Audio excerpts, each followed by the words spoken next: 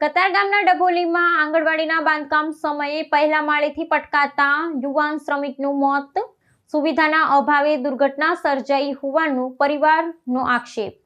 સુરત શહેરના કતારગામ વિસ્તારમાં આવેલા ડભોલી ખાતે ચાલી રહેલા એક નવીન આંગણવાડીના બાંધકામ દરમિયાન એક કરુણ દુર્ઘટના સર્જાઈ છે।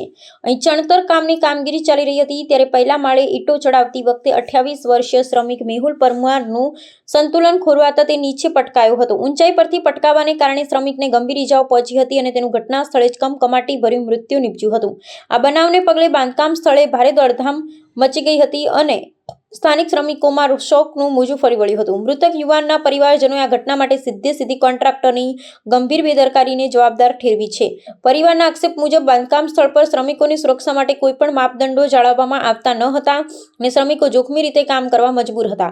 વધુમાં પરિવારજનોએ દાવો કર્યો છે કે કોન્ટ્રાક્ટર દ્વારા મજૂરો પાસે નિયત સમય કરતાં વધુ કામ એટલે કે ઓવરટાઈમ કરવામાં આવી રહ્યો હતો, જેને કારણે આ દુર્ઘટના ઘટી છે। એટલું જ નહીં, શ્રમિક નીચે પટકાયા બાદ કોન્ટ્રાક્ટરે તાત્કાલિક 108 ઇમરજન્સી સેવાનો સંપર્ક કરવાની પણ તસ્દી લીધી ન હોવાનો ગંભીર આરોપ પણ લગાવવામાં આવ્યો છે।